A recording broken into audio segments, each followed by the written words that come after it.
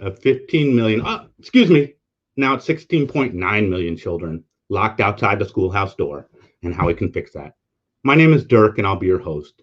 Today we'll be talking with Angela Siefer from the National Digital Inclusion Alliance, an OG advocate on the digital divide. And we'll be discussing the current situation at the federal level and practical solutions for creating a more equitable and durable internet on-ramp for every family that needs it. This show, Access Denied, chronicles America's digital apartheid, the real world challenges, the costs and the solutions, and really how you can help. We just started, but we already have 32,000 plus supporters, including Arnie Duncan and Jeb Bush, demanding what should be a basic right, internet for all, that every family that needs it should have free, no strings attached broadband. That's no strings attached. We can do this, but we need you. Unlike many of the seemingly intractable philosophical debates in education around phonics or whole language or all these things we hear about, this is one we can absolutely solve. It's a matter of will and creativity. And actually, it's really mostly will. It's a matter of laying cables, getting devices and hotspots in the kids' hands of families that need it, and making sure that they can actually use that technology. And let's talk about what this means in terms of will. Will is really what you're willing to put into something. We talk about will in terms of our budget, in terms of how we spend money. Our budgets are a statement of our priorities ultimately. And let's talk about what this means financially. What is the cost of connecting these children? The cost of closing the digital divide, according to one estimate, and we'll talk to Angela, who knows a lot more about this than I do, for every student in the United States would be $6 to $11 billion in the first year. It's another $1 billion for teachers. So we're talking to $7 to $12 billion to solve this problem. Let's look at how we actually spend our money in the United States. Let's look at our priorities. Our annual defense budget is $721 million. So if you take the low end estimate of the cost to fix the digital divide, it's 1% of the defense budget, of the annual defense budget. And a lot of that upfront cost, there'll be ongoing costs, obviously, but the majority of that $7 to $11 billion is really hard costs. It's laying cables. Let's look at the Stimulus Act. It seems like sometimes we can't find two pennies to rub together for Black and brown folks. Stimulus Act, they found $2 trillion in the couch. $58 billion went to airlines. $17 billion is earmarked for quote unquote national security, which most people think that's Boeing. And if you remember Boeing, that's the air company that rolled out the jet after not really doing the safety testing and ignoring complaints. A couple of their planes crashed. I think hundreds of people died. They had to roll back their entire fleet. They're getting twice as much in 1 year, potentially, as it would take to solve the digital divide. So if those are our priorities, I think we really need to think hard about our priorities. And as we move forward on this, I want to talk to someone who's thought a lot more about this. Our guest today is Angela Siefer, the Executive Director of the National Digital Inclusion Alliance. They've been working on these issues longer than I have, and they provide a national platform for pushing for the range of issues that would actually connect families and make the internet work for America. So Angela, thank you for joining us. I'd love for you to actually introduce yourself to us because you can tell it a lot better than I can. And I'd love to hear a little bit about your background, what brought you to this work, and what does NDIA do? Sure, Dirk, that's a lot of questions. Let's see if I can get it in really fast for everyone. NDIA has been around about 5 years. We got started because myself and others saw that there was a need for those local efforts that were working on these issues to have a national voice, a federal voice into federal policy. And so those local efforts tend to be community-based organizations, libraries, housing authorities, and local governments. And they're the ones that are figuring out how to get folks access to low-cost broadband, because broadband in the US is expensive, how to get folks access to the right device, because mobile phones are not it, how to make sure they have digital literacy training from a trusted institution at that local level. So they're doing those things. My personal background is that when I was in grad school, I worked with a professor who asked of the local nonprofits what it was that we could do, the university could do to support them. And the thing that came up, and this was I don't know, 23 years ago, the thing that came up was technology with their constituents. And so that led me down this path of how important technology is to the services that are provided to our most vulnerable populations. And then I ended up running a nonprofit for the state of Ohio.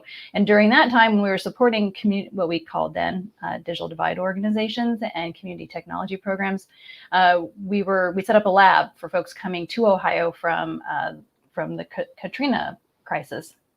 And so that had me working directly with those who were in need. Since then, I've set up labs in various places, and I've helped write grant proposals, and I've run programs. So I've done that work on the ground. Now I don't do that work on the ground. Now I represent those who do that work on the ground. NDIA is now up to 6 staff. We've grown. We started out with 2 people barely getting paid, sometimes not getting paid.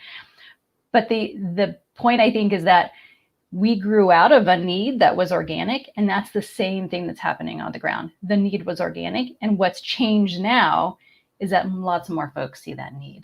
Yeah, that's right on.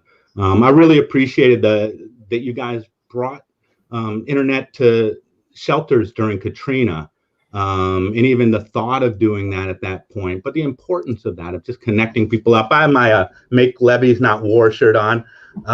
When I lived down in Katrina, at post-Katrina, in that January, we moved down there. And this is kind of same thing to me, make connections, not war. In some ways, like, where are we going to spend our money?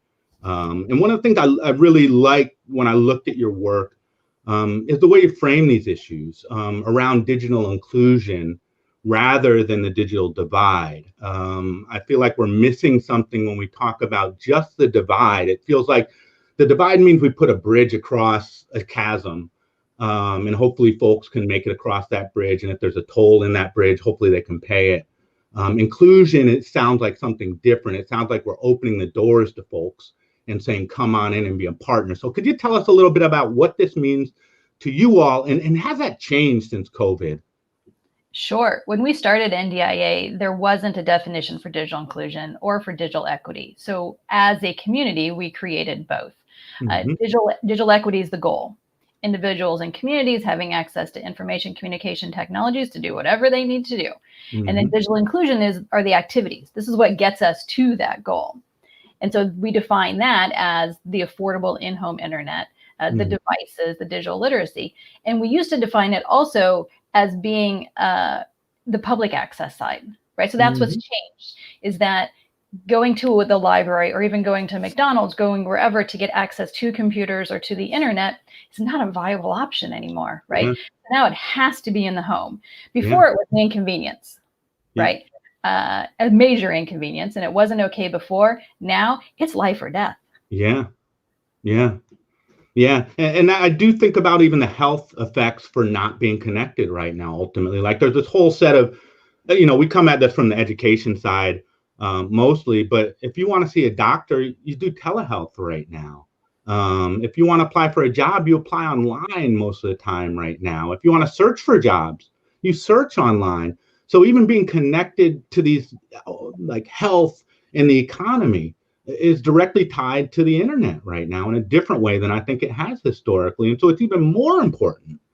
But what the pandemic did is, because of the distance learning that's now necessary, that drew attention to the whole issue. Yeah. So that's really not that's the only important part, because it's not, right? We all love kids, but we also love adults and their parents and their grandparents. Yeah. So we care about the whole population. But what the piece with school going online, what it did is make folks more aware, because a lot of times we tend to think that everybody's like us. Mm-hmm. I have internet at home. My kid has access to a computer. So distance learning, we got, that piece of it, the how to do it, that's another challenge, right? Mm-hmm. But at least we have the technology. But there are lots of families where that's not their day to day. And so bringing that awareness where folks are like, oh my gosh, kids can't go to school. What? Mm-hmm. And then that allows us to get to all the other populations that are being impacted by not having internet at home right now. Yeah, that's right on. And I think it's really important to think about these disparities. And I'd like to look at the tale of two cities that we see in the U.S. These are within the same states. You have a place like Brownsville, Texas, where half the families don't have broadband. You have a place like Woodland, Texas, where 98% of the families do have broadband. Compton, the CPT, 37% have none. Yorba Linda, 97% have broadband. And I, without guessing, can guess that there's wide wealth disparities between these communities. So I'd love for you to talk a little bit about like what's going on here. How do we have such diverse access to opportunity within the same states and sometimes within like 20 or 30 miles of each other? Right. The dominant demographic, when you look at who doesn't have access to the internet at home, who doesn't have a device at home, who tends to have lower digital skills, is poverty. Yeah. So poverty is the thing you can stretch right across all of those factors. And it also interacts with all of our other equity issues, right? So pick your equity issue and you can find a connection to the digital piece of it. Because if folks don't have access, I mean, we tend to think of it as the ultimate bootstrapping tool. Yeah. Right? You cannot do it without access to the internet, the computer, whatever device that might be for your needs, and the digital skills. And those digital skills are ongoing. None of us are ever done learning digital skills. I think the COVID has taught us that. It just changes too fast, right? Like all of a sudden there's something new and you better be able to figure it out or you're going to get lost. Yeah. And again, I just think about people like Steve Jobs or Bill Gates. Who would you be if you're born in Compton without a computer? There is no Bill Gates. There is no Steve Jobs. There might be a busboy named Steve Jobs or Bill Gates, but there's not a billionaire. And that access to opportunity to even just be able to get into the door. They threw a young lady into jail in juvenile detention for not doing her homework, for not logging on and doing her homework. So you can be thrown in jail for not logging on, but at the same time, we have 17 million kids who can't log on. And that seems much more criminal than what this young lady was doing. That's exactly right. Yes. So let's get to, the thing I like about this issue is it's actually doable. And I really want to talk with you. I know you all have been working really hard on these issues about what do we do? What do we really do to fix this? I know there's funding fixes out there, and I'd love you to talk about that. But tell me what you think about those numbers that I gave you before. Again, that was Common Sense Media where I pulled the numbers of kind of fixing it. I'd love to hear if you have thoughts about like, what does it really cost to fix this? Or what does it cost to fix it 98%? Because it is like that last piece is kind of the most expensive part, right? I think it's important to think about what it is we're fixing. Yeah. Okay. So what Common Sense is looking at is just for the students for 1 year, right? That does not get into their parents, right? Our older adults. It doesn't solve it for the long term. So yeah. And this is what's happening in communities all across the country and across the world, really. They're figuring out short-term solutions that will get them by for this next school year. And then we have to, as a country, we have to look at those long-term solutions because the short-term solutions tend to be hotspots, which are expensive. And depending upon where you are, service can be spotty. Sometimes service might be through a wireline provider like a DSL or a cable. Most likely it tends to be a cable provider. Comcast and Cox are the ones that we're seeing Comcast really doing the most around what I would call bulk purchasing. So a school district or a housing authority or a foundation, somebody pays for the connection for all those students, one check to the provider, to the internet service provider. And then they coordinate all of it. Chicago is the one that we look at the most as a model because they not only figured out that arrangement with Comcast, but they also included in their project community-based organizations who have strong relationships with those at-risk families. Because think about that. If someone's like, hey, we're going to give you free access to the internet, what's your response going to be? You're going to be like, that's kind of scammy to me. Nothing free. Yeah. Nothing's free. Right. So I'm not sure if I trust you. But if that information is coming to you from a trusted community-based organization that you've already had interactions with, then you're going to take it more likely and you're going to get the tech support you need. I think that's the one piece that gets missed in this way too often. That's what happened in the spring, and we've got to learn from the spring, right? Just throw a hotspot in a computer at someone's home, right? Or have them pick it up when they're picking up their food and expect they're going to go home and just use it. Yeah. Like, that is just wishful thinking. That's living in fairyland, right? Yeah. Technology is confusing. It is intimidating. And things that might seem not so hard to some of us can be really scary to other folks. Yeah. Yeah. Again, we had families that had a hard time doing the internet's the like hotspot install stuff with Comcast, and you call them, you sit on hold for hours, they don't help you, they may not have someone who speaks your language, and with everything else going on, it's just hard to kind of engage in that way with the infrastructure, and try to figure it out yourself. I think that's the real struggle we've had with folks, is it's like this structure kind of puts it on the family to figure out how they're going to get themselves connected. And if they owe an old bill, or if they don't have a social security number, or a whole host of other things are out there, 13 hours we had someone on the phone with Comcast and they still never got connected. There's a lot of complexities to it, right? So as you said, it is solvable, but we can't think it's just write a quick check and it's solvable. It's not that kind of solvable, right? Like, there are things such as new residents to our country who are not feeling particularly safe right now. Yeah. Do they want to hand over their personal information? Yeah, 100%. To an internet service provider? The answer is no. That's what we're told repeatedly. So then their kids don't have access. They don't have access.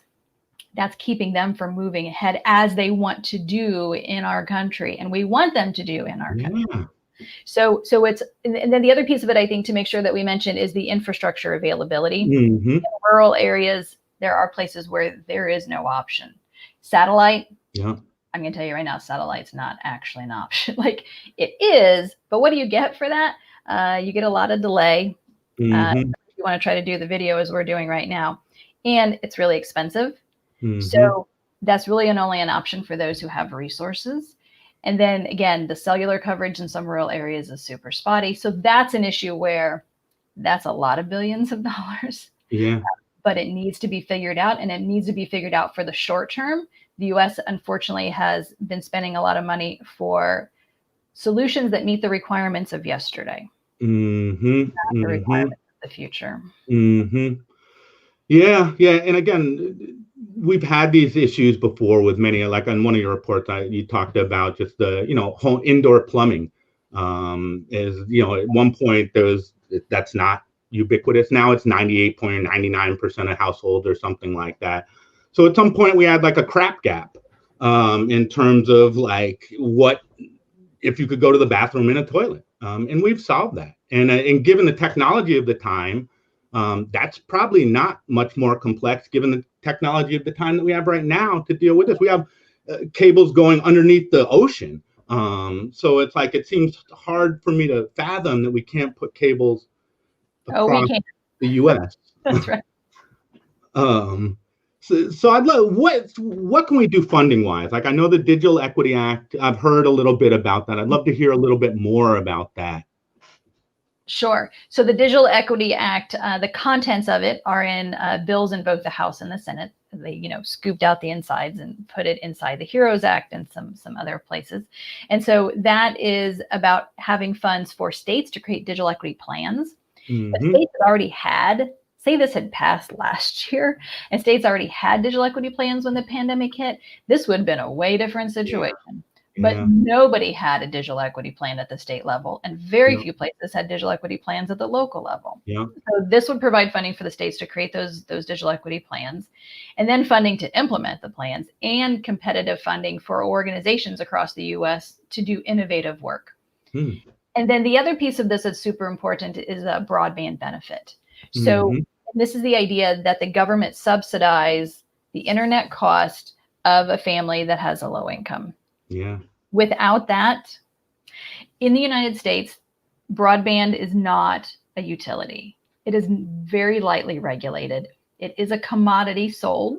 There are shareholders, right? So those internet service providers, their end goal is not the poor families of the US. Their end goal is what they need to do to be a successful business.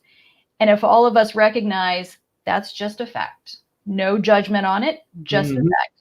Well, then that means we need to take other action to make sure everybody has access. And one of the ways to do that is to look at paying for folks' internet. Yeah. Yeah. Again, they've started to do that in California with so-called sponsored agreements, which again, I think that's a Right. great answer to this. Again, it takes the burden off the family, which ultimately is where we need to be. And in Oakland, half the families couldn't make their bills before COVID. And so now during COVID, to add another utility on, it just, we know that some families would not pay for that. We know some kids would never have access to the schoolhouse door. We had a question actually from Debbie Meyer about just kind of gouging from internet service providers. And again, part of this, to me, like, you're right, this is a profit-centered enterprise, which has its own set of challenges.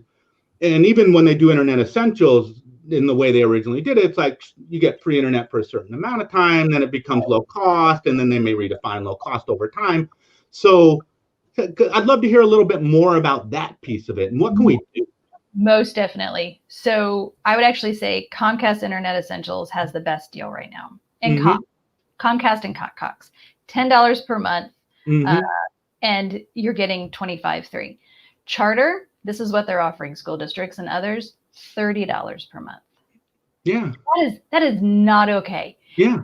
They are a large cable provider in the United States, and the best they can do for our students is $30 a month. I say shame on them. Thank you. That is not okay. And AT&T, what are they offering right now? Wireless options. $20 per month plus an $85 hotspot. They have DSL and fiber in some communities. Why is that not an option being discussed? Even the term sponsored services, that's the term Comcast uses. They're the ones out there doing the most deals. Do I think it's a perfect deal? No. I would change multiple things, including having bad debt, having previous, actually they fixed the bad debt thing. But if you have current service or you have had current service recently, then you're not eligible. That's a problem, and Comcast should fix that. Yeah. But the idea of not using existing infrastructure because you want to push people to wireless, that involves an $85 hotspot. Again, shame on them. This is a pandemic. Thank you. Now, again, it's like the person in the water who's in the desert without water, and you're going to sign your mortgage over to get a sip, to get your kid to school. Again, it should be unconscionable. We have price gouging laws in general. So again, there should be price gouging laws around this stuff in some ways, and they're getting more like, to me, again, this isn't pure just charity from Comcast too. Like, they're getting a whole set of customers. There's going to be, if this all works, there's 17 million more internet contracts going to be out there. 17 million more payments every month. Someone's going to pay those, whether that's I pay $5 more on my contract and that subsidizes someone else, which I'm 100% down to do. But really, they're going to get paid. And from what I understand, like, Comcast and AT&T had over $13 billion in profits, or something like that last year. So it just seems unconscionable. Again, Comcast has been good. That's who we first started fighting with here. They pulled all this, no prior service, if you owe a debt. They were responsive around that and just saying, actually, we'll waive those fees. We'll actually waive all that stuff nationally, recognizing where we are. So I do appreciate that. And we have someone, Comcast doesn't pay taxes in Philly. Again, like, the cost of that, you could just wire half the country or something like that, probably on the tax subsidy. So there is a part of, and who can do this? Is that FCC? Like, we're getting a little off, but I just, like, how can we actually regulate these folks in a way that it's the public good? It is the public airwaves. We may not treat it that way, but it really is the public's. It's definitely the public's. And we need to decide that this is something that everybody needs to have. And if so, we have to figure out, okay, so are we going to regulate them? Like, let's have those real discussions. Yeah. It is not comfortable for the ISPs. I get that. And we do need them at the table. So we have to figure out what's that middle ground where we can, what will work for the communities and what will work for them. And what we're seeing now in terms of creative solutions locally are communities building their own networks. Because Not having any control over these networks has proved to be such a problem. Some communities are doing it in a emergency pandemic way in which they're only focusing on the low income communities. San Antonio just announced yesterday, they're using the fiber that's in their traffic lights to be able to get internet to their most at-risk communities. And so then they're setting up Wi-Fi and mesh networks off of that fiber. It's only for the students, right? So it's not in competition. And so it's not for the family. So in my mind, I would like them to go a little bit further, right? But we can get to that, right? Like, this is a good first start. Yeah. That we're going to address it for the students. And then it shows that when it is there, it's not that people don't want it, because we hear that kind of thing too. Look, if they don't want it, we shouldn't make them have it. My response, you don't have a choice anymore. And particularly for our older citizens, if it makes you uncomfortable, I get it. But if you want to check your Social Security benefits, if you want to apply for unemployment, anything now, you want to bank without going into the bank, which is what you need to do to stay safe right now. No, it's like it should be a basic right. And again, I do think older folks really get this in a different way. I feel like they are much more conscious of the risks out there, and they vote too, which I think that will have an effect on where this goes. So I'd like to hear just a little bit about like what E-rate is the largest funding source we have right now, right? For how we actually do this through schools. Could you tell me a little bit about E-rate, what it is, and kind of, is it working? Is it not working? Right. So E-rate is paid for through the Universal Service Fund, and you'll see on your phone bills amount comes out for the Universal Service. That Universal Service also covers Lifeline, which is our phone subsidy in the U.S. And it also covers funds for some health infrastructure for broadband and some rural broadband infrastructure. And so E-rate is the one where it covers the internet for schools and libraries, depending upon the percentage of low-income free and reduced lunches in those schools. The FCC, the Federal Communications Commission, is the federal agency that oversees E-rate. The current FCC feels very strongly that E-rate can only be used in the building. They're okay with it going out to the parking lot, but they're not okay with it going further than the parking lot. And they claim that this is their charge, their mandate from Congress. Others would say, we're in a pandemic and you got to figure out some solutions. We are not seeing solutions from this FCC on that regard. So thus, it leaves it to Congress. Congress has got to get in and make those changes and allocate more money for E-rate so that the schools and libraries can use the infrastructure, the broadband that's already coming in, right? Many of them already have fiber. Use that fiber to get it to the children's homes. So we have a couple questions. One, I think that we can follow up on is like, again, we've had a lot of interest in like folks setting up their own, and the cities doing their own networks and solutions around that. So I think you guys have a link on your site or something where you do have some of the best practices, but if we'd love to follow up afterwards and kind of share out some of those with folks who are listening. Because unfortunately, this is local solutions right now. So I think we do need to push on those. And then I think you just saw that question up there. An FCC fund that is supposed to pay for broadband accessibility. Are you familiar with that? That's like the Lifeline stuff, maybe? That is right. That is from the Universal Service Fund. And there is the piece of it that goes towards Lifeline. And Lifeline is $9.25 subsidy. It is officially for phone and broadband, but most folks need a phone. So they use it for their mobile phone, and they get 3 gig of data with that mobile phone. Nobody thinks 3 gig of data is actually broadband, right? There are a few Lifeline wireline offers. And by wireline, I mean DSL, or in this case, it would just be DSL or fiber, because cable cannot, because this was all set up a long time ago, cable is not part of the solution. means, again, it needs to be updated because it's based upon old realities of technology, which is why there's the push federally for a broadband benefit that would go towards any broadband bill, no matter who your provider was. Yeah, that sounds really important. And part of just what we're hearing from this, what I'm hearing is just we're behind. Like everything we're doing is like geared towards a different era, both technologically as well as COVID-y. And so our regulations, the way we actually do this is aimed at a different problem that's not even the problem, and it doesn't reflect the current reality of COVID. So what, from the federal level, kind of where are the candidates on this? Are you familiar with the candidate positions? Yeah, so when there were a lot of Democratic candidates, we were tracking, and multiple ones did address digital inclusion in their plans, and that was super exciting. Biden does address broadband in his plans. Trump just says infrastructure in general, so broadband is included in that.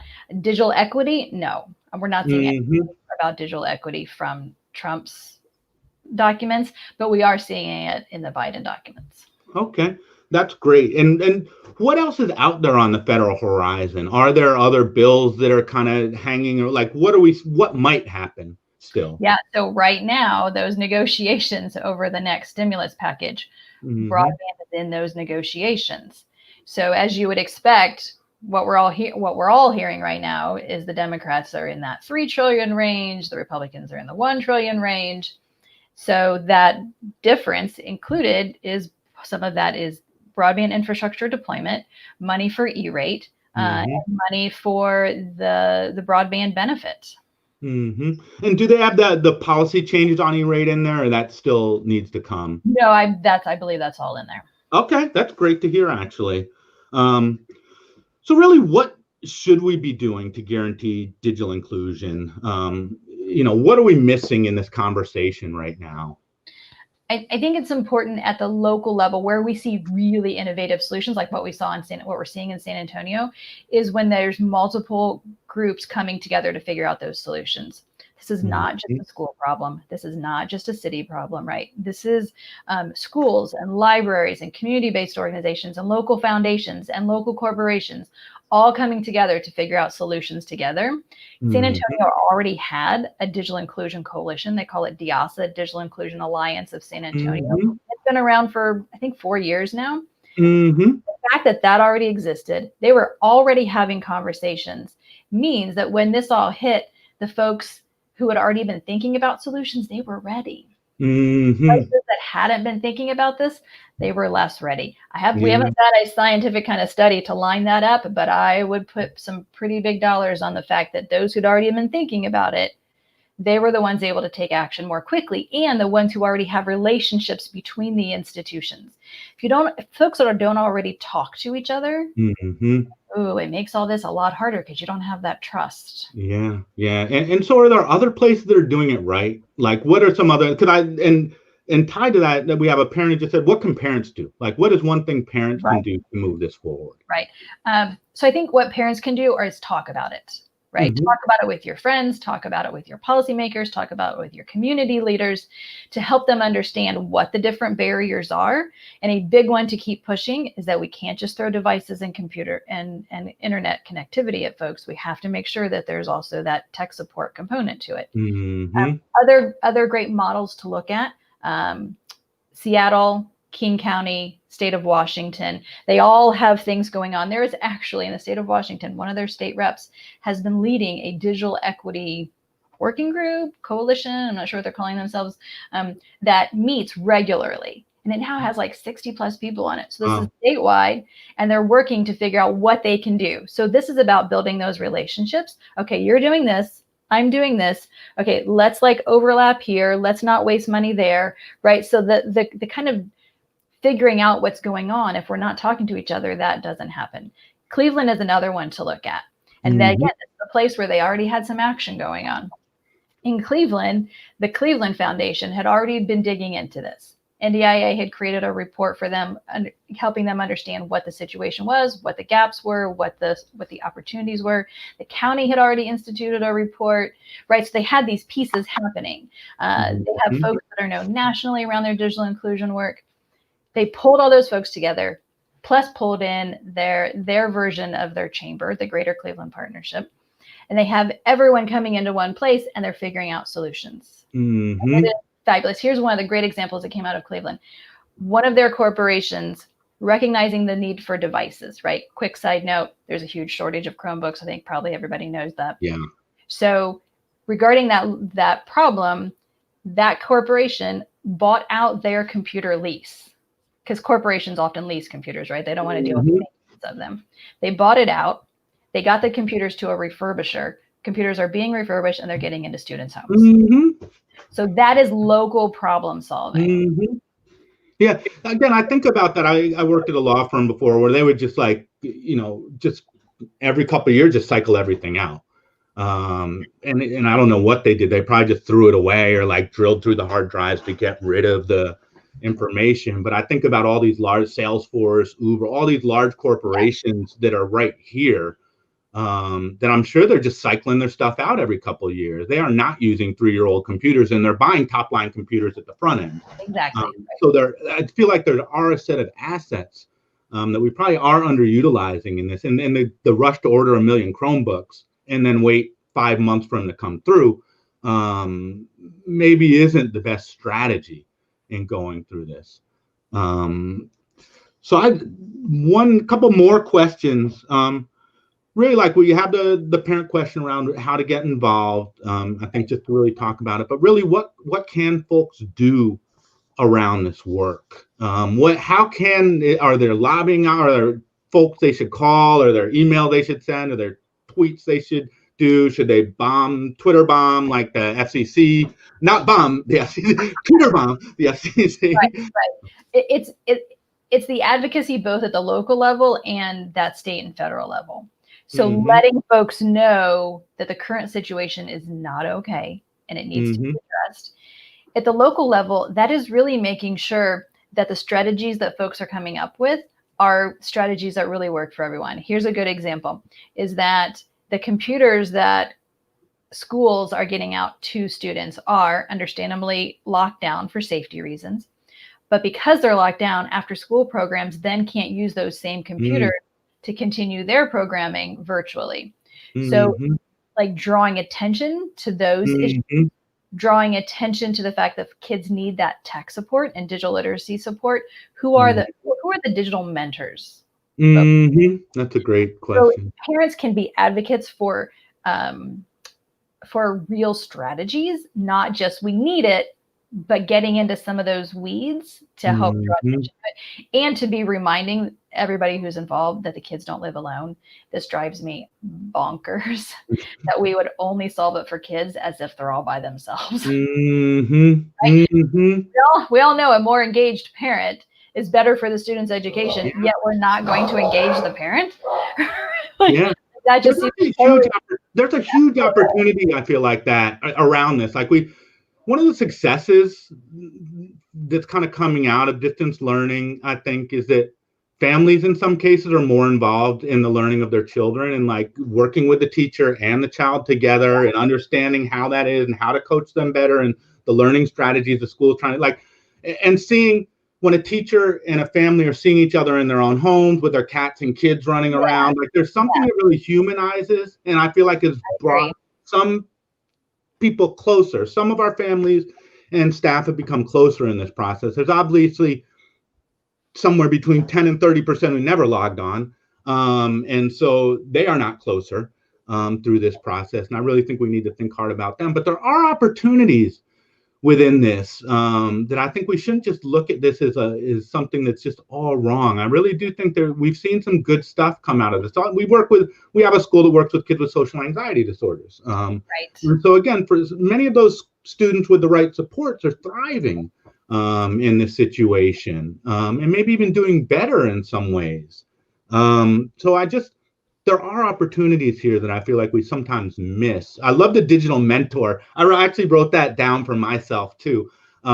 is something I'm like, that's something we got to like connect up with the universities or whatever and find kids to be these digital mentors for these families. And I'm just going to say, the Digital Inclusion Alliance, like we're going to do one of those here. Like that's what I'm just like, after this, I was like, that's my next charge is actually to start putting together our Digital Inclusion Alliance and start just calling people, getting people around the table, see who should be there, and just start that conversation and have parents kind of leading it from what they need from the system. That's right. And I welcome you and anyone else who wants to head down that path to join NDIA. It's free. We are an organization of practitioners and advocates. So it is folks on the ground doing the work. We have an active listserv, right? Like the ultimate tech solution of the listserv. But it really does the trick. People share things. The question that was asked yesterday on the listserv that kind of blew up was, are folks using CARES Act money?